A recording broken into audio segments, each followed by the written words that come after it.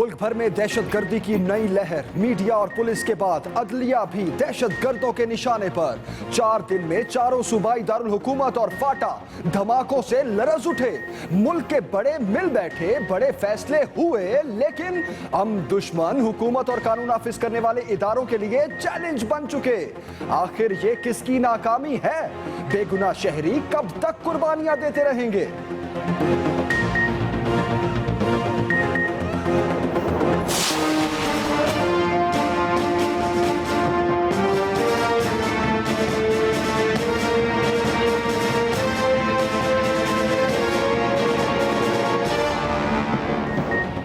कराची और लाहौर के जख्म अभी ताज़ा थे। दहशतगर्दों ने पेशावर पर भी घिनौना वार कर दिया।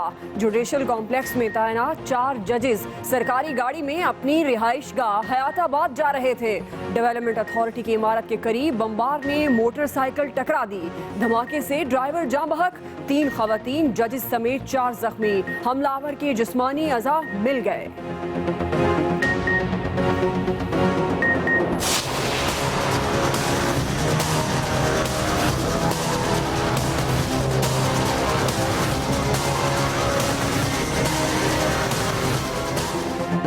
मोहम्मद एजेंसी में भी खून की होली। सुबह 8:15 बजे दहशतगर्द पॉलिटिकल कंपाउंड पर हमलावर हुए। एक ने पहले दस्ती बॉम्ब फेंका, फिर खुद को उड़ा लिया। 3 लेवीज एहलकारों समेत 5 अफराद शहीद। फोर्सेस ने दूसरे बमबार को गोलियों से छलनी कर दिया। उधर शेख बांडा में सर्च ऑपरेशन के दौरान 5 सहूलतकार अंजाम को पहुंच गए।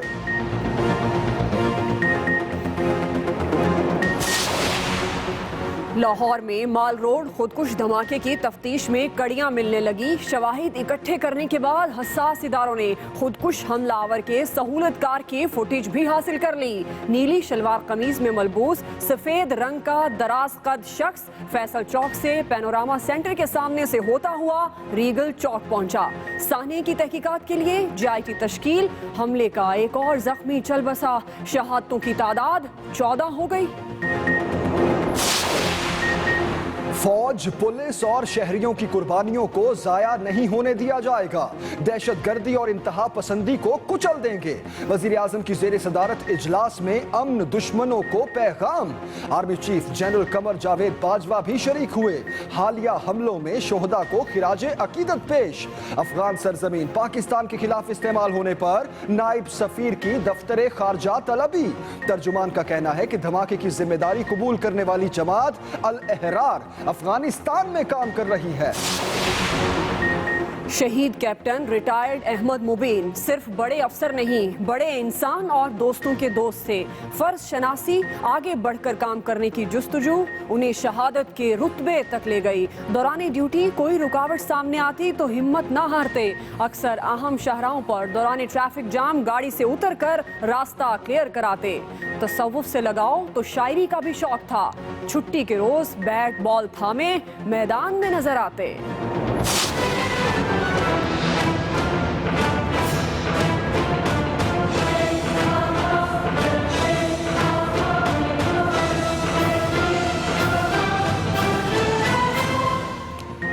पनामा केस 13 दिन बाद फिर कटहरे में आया। सवाल एक ही है जिसका जवाब मछली की तरह पकड़ा नहीं जा रहा। कतरी सरमायाकारी और फ्लैट्स की खरीदारी का रिकॉर्ड कहां है? आप पहले दिन से इधर उधर की छलांगे लगा रहे हैं। लंदन फ्लैट्स का मालिक कौन है? दस्तावेज हैं तो दिखाएं। जस्टिस अजमत सईद का हसन और हुसैन नवाज के वकील से इस्तफसार। मार्शल लॉ के बायस पुराना रिकॉर्ड जाया हो चुका है। सलमान अकरम राजा का जवाब। अजीब सूरत हाल से 2-4 हैं। अदालत दलदल में धंसती जा रही है। मालूम नहीं दस्तावेजात तक रसाई मुमकिन होगी या नहीं। जस्टिस एजाज अफजल के रिमार्क्स। जस्टिस आसिफ खोसा ने कहा, कतरी खतूत हमें जुबानी याद हो गए, कोई बात वाजे नहीं। मीडिया प्रोग्राम्स में हुसैन नवाज ने कहा, रिकॉर्ड मौजूद है, अदालत को देंगे। कल डेनमार्क से लेटर आ जाए तो क्या हमें तस्लीम करना चाहिए?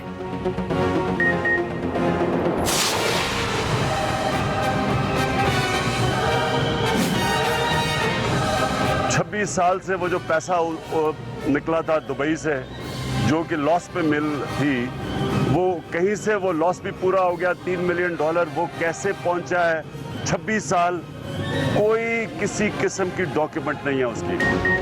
2 हफ्ते बाद अदालत लगी तो सियासी हरीफों को भी मौका मिल गया।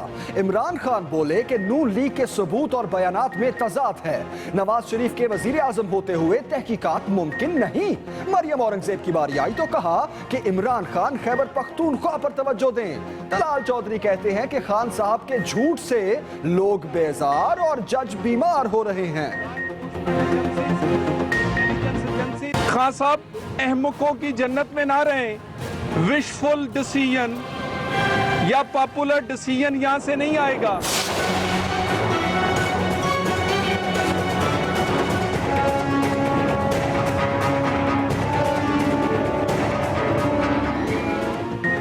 फार्मा एसोसिएशन ने तीसरे रोज भी जिंदगियां दांव पर लगाए रखी। मरीज तड़पते रहे, दवाएं ना मिली। हड़ताली लाइन पर ना आए तो हुकूमत को उंगली टेढ़ी करना पड़ी। लाइसेंस मनसूखी की धमकी पर कई शहरों में मेडिकल स्टोर्स को लगे ताले खुल गए।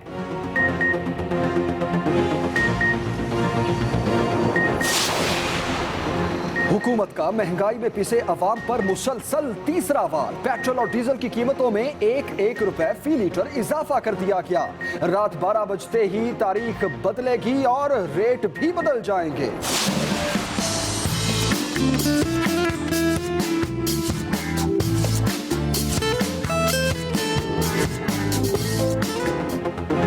फैसलाबाद में नन्हे सीटीओ ने आते ही सबको सीधा करने की वार्निंग दे दी। अब्दुल्ला नूर पूरे प्रोटोकॉल के साथ सरकारी गाड़ी में ऑफिस पहुंचा तो ट्रैफिक वार्डन सल्यूट करते नजर आए। अहकाम जारी किए तो शहर का दौरा भी किया। ये कहानी है क्या? बुलेटिन में शामिल है खुसूसी रिपोर्ट।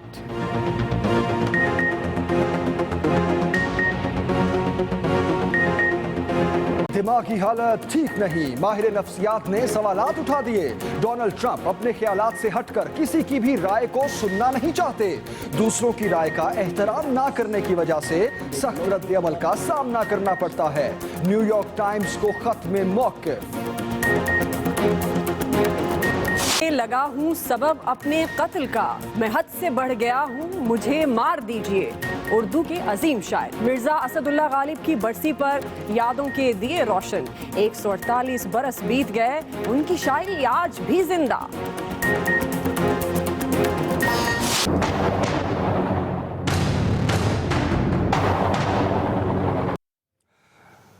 मुल्क भर में दहशतगर्दी की नई लहर। कराची में मीडिया, लाहौर में पुलिस और आज पेशावर में अदलिया दहशतगर्दों के निशाने पर। 4 दिन में चारों सूबाई दारुल हुकूमत और फाटा धमाकों से लरज़ उठे। बड़े मिल बैठे, बड़े बड़े फैसले, लेकिन अमन दुश्मन चैलेंज बन चुके।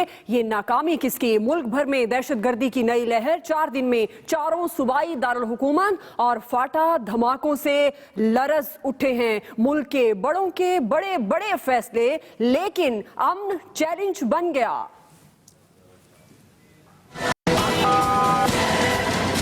दहशतगर्दी के मराकज़ तकरीबन ख़त्म कर दिए गए हैं।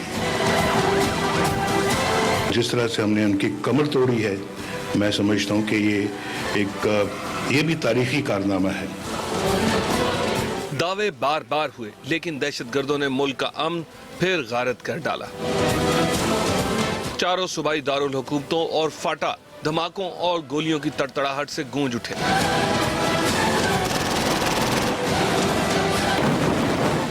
कराची में मीडिया निशाना बना तो लाहौर में पुलिस।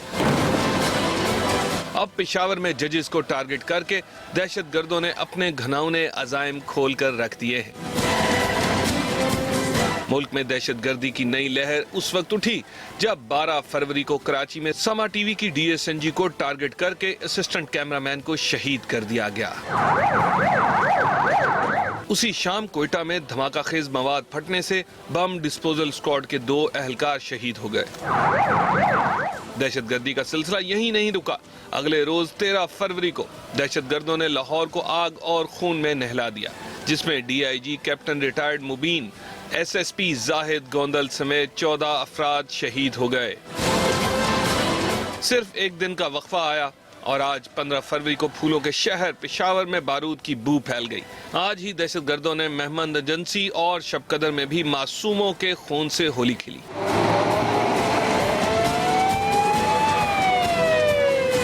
4 रोज में दहशतगर्दों ने 4 बड़े शहरों और फाटा में कई घर उजाड़ दिए। मुल्क के बड़े मिल बैठे, बड़े बड़े फैसले हुए, मगर दहशतगर्दी हुकूमत और कानून नाफिज करने वाले इदारों के लिए चैलेंज बन गई है। आखिर ये किसकी नाकामी? कराची और लाहौर के बाद दहशतगर्दों ने पेशावर पर भी घिनौना वार किया। जजेस की गाड़ी पर खुदकुश हमला, ड्राइवर जान बहक। धमाके से 3 खवातीन जजों समेत 4 अफराद जख्मी हो गए। कराची और लाहौर के बाद दहशतगर्दों का पेशावर में अदलिया पर वार। आज ये अफसोसनाक वाकया पेश आया। गाड़ी पर खुदकुश हमलावर, ड्राइवर जान बहक हो गया। 3 खवातीन जजों समेत 4 अफराद जख्मी हुए हैं। कराची और लाहौर के बाद दहशतगर्दों का पेशावर में अदलिया पर वार।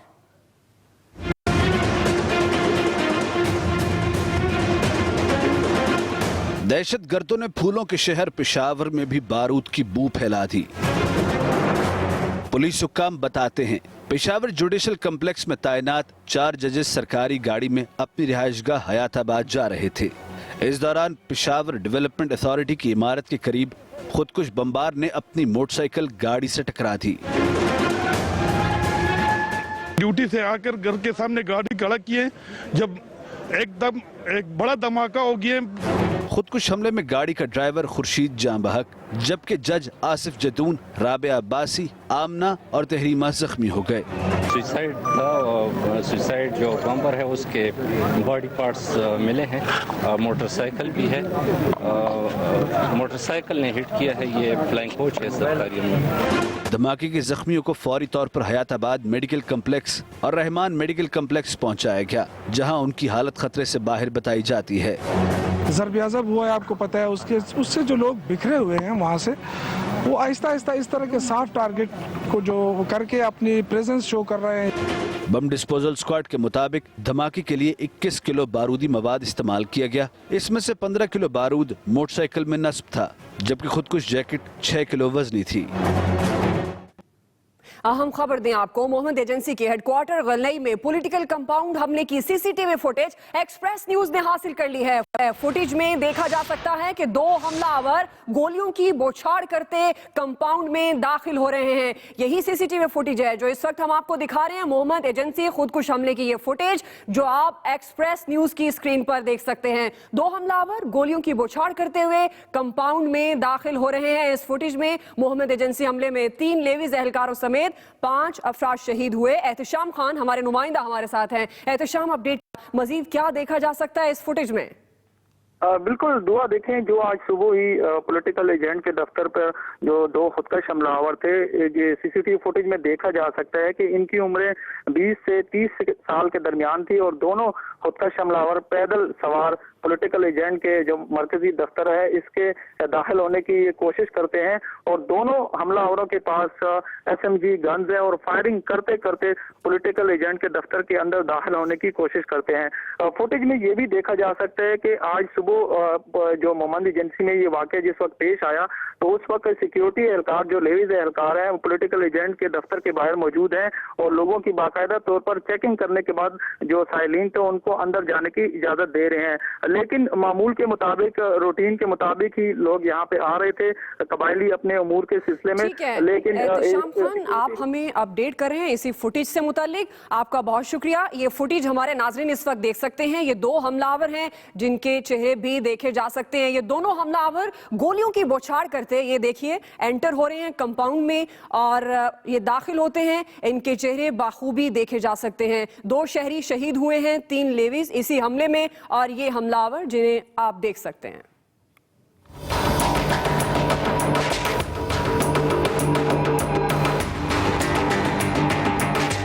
दहशतगर्दी की नई लहर ने मोहम्मद एजेंसी और 4 सदक के इलाके शब-कदर को एक बार फिर लपेट में ले लिया। बुध की सुबह मोहम्मद एजेंसी के हेडक्वार्टर गलनई में दहशतगर्द पॉलिटिकल कंपाउंड पर हमला आवर हुए। एक खुदकुश बमबार ने पहले दस्ती बम फेंका और फिर खुद को धमाके से उड़ा लिया। इस हमले में 3 लिवीज एहलकार और 2 शहरी शहीद जबकि 5 अफराद जख्मी हो गए। लिवीज फोर्स के जवानों ने फौरी जवाबी कार्रवाई करके दूसरे खुदकुश हमला आवर को गोलियों से छलनी कर दिया। पॉलिटिकल कंपाउंड पर हमले के बाद फ्रंटियर कोर ने पूरे इलाके को घेरे में ले लिया और गलनई के करीबी इलाके शेख बांडा में ऑपरेशन करके दहशतगर्दों के 5 सहूलतकारों को मौत के घाट उतार दिया।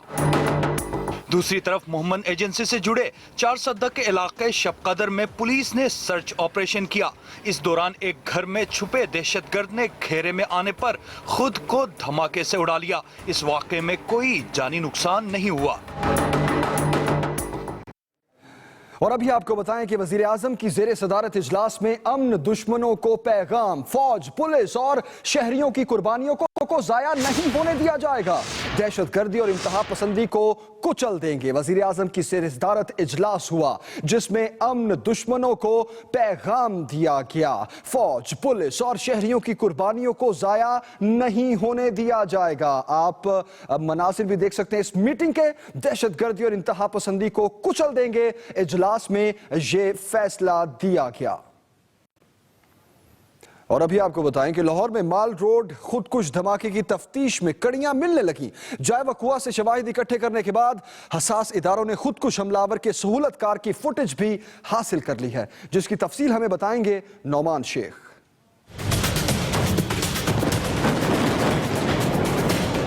माल रोड धमाका के खुदकुश बमबार की तफ्तीश और इसके सहूलतकारों की खोज के लिए पुलिस और तहकीकाती इदारे पूरी तरह मुतहरिक हो गए। फोरेंसिक टीम ने जाए वकुआ से शवाहिद इकट्ठे किए और जियो फेंसिंग की मदद से 1000 से जायद मोबाइल फोन की वॉइस टैगिंग भी कर ली गई। साथ साथ रीगल चौक से फैसल चौक तक तमाम सीसीटीवी फुटेज से भी मदद ली जा रही है। हसास इदारों ने खुदकुश धमाके के बाद सहूलतकार के वापस जाने की फुटेज हासिल कर ली है, जिसमें वाज़ेह तौर पर देखा जा सकता है नीली शलवार कमीज, काले जूते पहने, सफेद रंग का दराज कद शख्स फैसल चौक से पैनोरामा सेंटर के सामने से होता हुआ रीगल चौक पहुंचता है। उधर पुलिस ने खुदकुश बमबार की उंगलियां नादरा और दीगर शवाहिद पंजाब फोरेंसिक साइंस लेबोरेटरी को भिजवा दिए हैं। Numan Sheikh, Express News, Lahore. लाहौर में खुदकुश धमाके में शहीद होने वाले डीआईजी ट्रैफिक सैयद अहमद मुबीन की रस्म कुल अदा कर दी गई। दोस्त अहबाब कहते हैं रिटायर्ड कैप्टन मुबीन की फर्ज शनासी और आगे बढ़कर काम करने की जुस्तजू उन्हें शहादत के रुतबे तक ले गई। उनकी शख्सियत के बारे में बताएंगे उमर याकूब।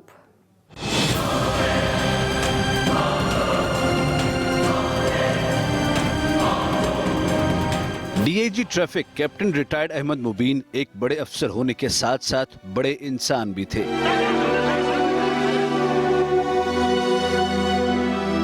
ड्यूटी के दौरान अगर कोई रुकावट सामने आ जाती तो वो पीछे हटने की बजाय पेश रहने में फख्र महसूस करते थे।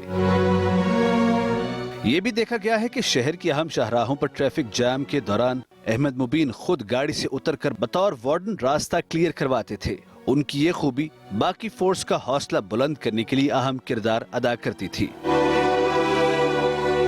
अहमद मुबीन को क्रिकेट से भी दिलचस्पी थी। छुट्टियों के दिनों में वो गेंद बैट उठाए क्रिकेट के मैदान में नजर आते थे। उमर याकूब, एक्सप्रेस न्यूज, लाहौर। और अभी आपको बताएं, पाकिस्तान को बदनाम करने वाले सजा के करीब पहुंच गए। पीएसएल करप्शन स्कैंडल में मुअत्तल क्रिकेटर्स ने एंटी करप्शन यूनिट को बयान रिकॉर्ड कराए।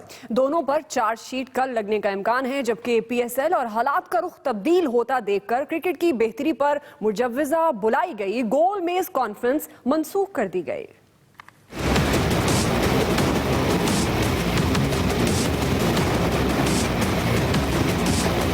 को गंदा करने वाले क्रिकेटर्स को आज लाहौर पहुंचने पर नेशनल क्रिकेट एकेडमी में ठहराया गया।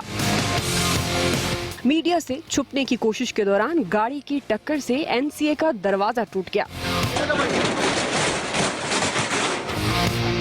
उधर कजाफी स्टेडियम में पीसीबी के बड़ों का मुशावरती इजलास 3 घंटे से ज्यादा जारी रहा। पीसीबी चेयरमैन शहरियार खान ने मामले पर इजहार ख्याल किया। ये जरूरी है कि जिन लोगों को हम अक्यूज कर रहे हैं, सस्पेंड कर रहे हैं, उनको मौका दिया जाए अपना मौका बयान करने को। हमारी तरफ से तो मैक्सिमम पनिशमेंट होगी, डिटेरेंट पनिशमेंट होगी, ऐसी पनिशमेंट होगी कि आइंदा कोई इस किस्म की हरकत ना कर।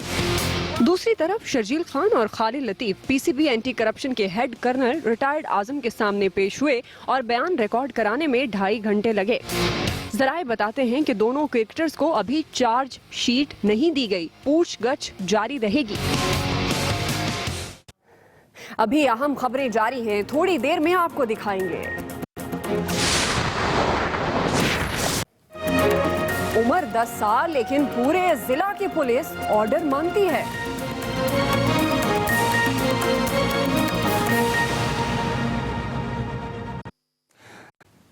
लेकिन अभी बात करेंगे पनामा केस की। सुप्रीम कोर्ट में तकरीबन 2 हफ्ते बाद पनामा की गूंज सुनाई दी। जस्टिस एजाज अफजल कहते हैं कि अदालत दलदल में धंसती जा रही है, मालूम नहीं कि दस्तावेजात तक रसाई मुमकिन होगी या नहीं।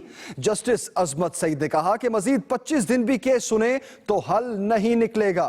अदालती कार्रवाई की तफसील हमें बताएंगे अकील अफजल।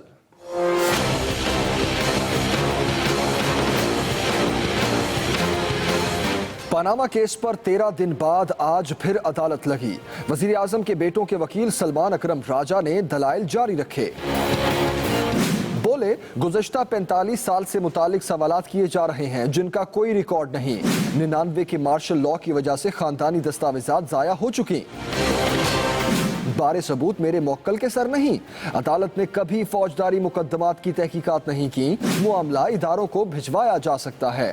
कतरी खत पर बात करते हुए वकील का कहना था कि शरीफ फैमिली के सिर्फ एक शाही खानदान से ताल्लुकात नहीं, बाज वजूहात पर दीगर शाही खानदानों के नाम नहीं दे सकता। जस्टिस खोसा ने रिमार्क्स दिए कि कतरी खतूत हमें ज़मानी याद हो गए हैं, हम बिन जासिम के खतूत में कोई वाज़े बात नहीं। जस्टिस अजमत सईद ने कहा, सवाल एक ही है जिसका जवाब मछली की तरह पकड़ा नहीं जा रहा। कतरी सरमायाकारी और फ्लैट्स की खरीदारी का रिकॉर्ड कहां है? आप पहले दिन से इधर उधर की छलांगे लगा रहे हैं। दस्तावेजात हैं तो दिखाएं, वरना 25 दिन और भी सुने तो हल नहीं निकलेगा। एक ना एक दिन तो दस्तावेजात सामने आना ही है। जस्टिस एजाजुल एहसन ने सवाल उठाया कि दुबई फैक्ट्री के 12 मिलियन दिरहम असानी खानदान के पास 26 साल तक पड़े रहे। क्या इस सरमायाकारी का दस्तावेजी सबूत मौजूद है या सब कुछ याददाश्त पर ही चल रहा है? जस्टिस एजाज अफजल का कहना था कि आखिर मिनर्वा से मुतालिक रिकॉर्ड देने में क्या मसला है। सवाल जवाब का सिलसिला शुरू हुआ तो प्याज की तरह एक के बाद एक परत सामने आती जाएगी। हम इस दलदल में धंसते जा रहे हैं। जस्टिस अजमत ने सवाल पर सवाल किया तो जस्टिस एजाज अफजल ने सेहत की वजह से जस्टिस अजमत सईद को कम सवालात करने का मशवरा दिया। अदालत ने उम्मीद जाहिर की कि सलमान अकरम राजा कल तक अपने दलाइल मुकम्मल कर लेंगे। Aqeel Afzal, Express News, Islamabad. नाज़रीन, पनामा केस की समाअत के बाद मुस्लिम लीग नून के रहनुमाओं मरियम औरंगजेब, तलाल चौधरी और इमरान खान में लफ्जी गोलाबारी हुई। इमरान खान कहते हैं कि वजीर आजम के पास कोई सबूत नहीं, उनके सबूतों और बयानात में तजाद है। 20 साल से वो जो पैसा निकला था दुबई से, जो कि लॉस पे मिल थी, वो कहीं से वो लॉस भी पूरा हो गया। $3 मिलियन वो कैसे पहुंचा है? 26 साल कोई किसी किस्म की डॉक्यूमेंट नहीं है उसकी। कोई अभी तक डॉक्यूमेंट नहीं बताने के लिए कि हुसैन बेनिफिशियरी ओनर। अब मरियम को क्यों बचा रहे हैं? क्योंकि अगर मरियम के पास तो पैसा था नहीं, इसका मतलब नवाज शरीफ का पैसा था। इमरान खान का क्या कहना था आपने सुना। तलाल चौधरी जब मीडिया के सामने आए तो उनका क्या कहना था, आइए सुनते हैं। खान साहब अहमकों की जन्नत में ना रहें। विशफुल डिसीजन या पॉपुलर डिसीजन यहाँ से नहीं आएगा। और खान साहब आपके झूठ से लोग बेजार हैं और जज बीमार होते जा रहे हैं। तलाल चौधरी साहब कहते हैं कि जज बीमार होते जा रहे हैं। उनके बाद बारी आई मरियम औरंगजेब की, तो मरियम औरंगजेब जब मीडिया के सामने आई, उनका क्या कहना था, आइए सुनते हैं। 2006 की ओनरशिप है, उनके तमाम दस्तावेज documented, registered and authorised and verified, तमाम चीजें कोर्ट के अंदर जमा कराई गई। जो दस्तावेज शरीफ फैमिली ने सुप्रीम कोर्ट के अंदर जमा कराए हैं, उनको काउंटर करने के लिए एक भी कागज जमा नहीं कराया गया। आगे बढ़ते हैं, बड़ी खबर शामिल करते हैं। अभी आपको बताएं कि फैसलाबाद में नन्हे बच्चे की मासूम सी ख्वाहिश पूरी कर दी गई। कैंसर का मरीज 10 साल बच्चा एक दिन के लिए चीफ ट्रैफिक ऑफिसर बन गया। एहतशामुल हक से तफसील।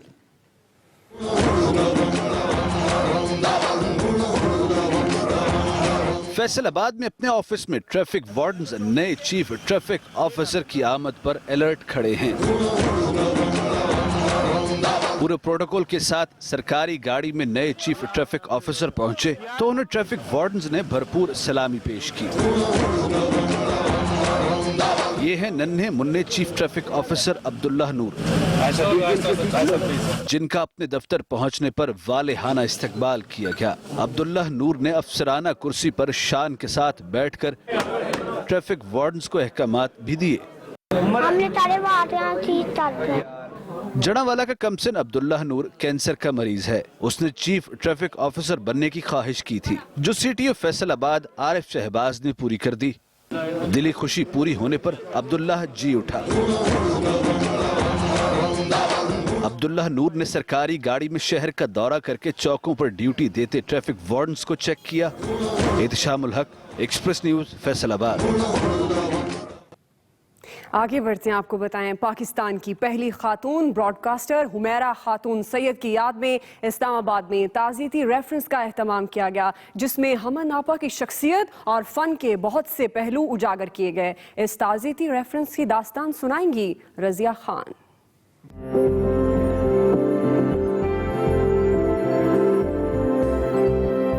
मरहूमा हुमैरा खातून सैयद अब हम में नहीं रही, लेकिन पाकिस्तान की पहली खातून रेडियो ब्रॉडकास्टर का एजाज इनसे कोई नहीं छीन सकता। अरे बेटा, परिंदे तो आजादी अच्छे रखते हैं, देखो कैसे आसमान पे झूम झूम के उड़ रहे हैं। इनकी याद में इस्लामाबाद के एक निजी यूनिवर्सिटी ने ताज़ियती रेफरेंस का एहतमाम किया, जिसमें अदबी और सियासी शख्सियात ने बड़ी तादाद में शिरकत की।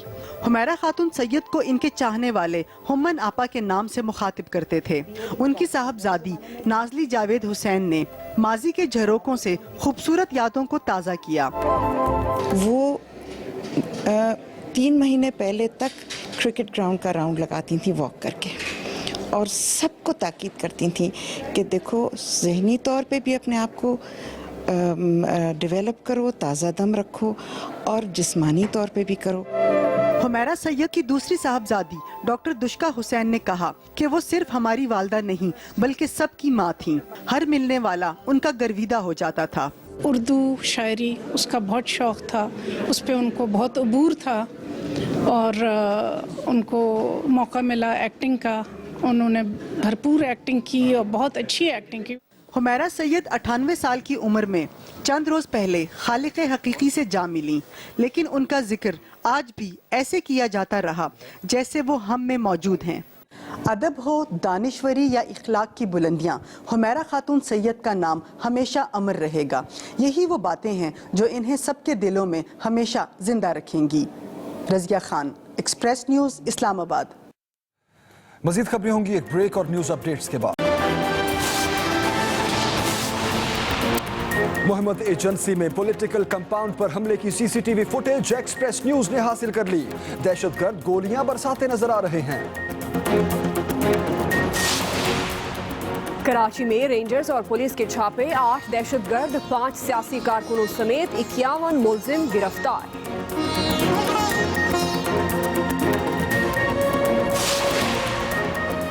और कराची में लियारी एक्सप्रेस वे पर कार पुल से नीचे गिर गई, 4 अफराद जाँ बहक।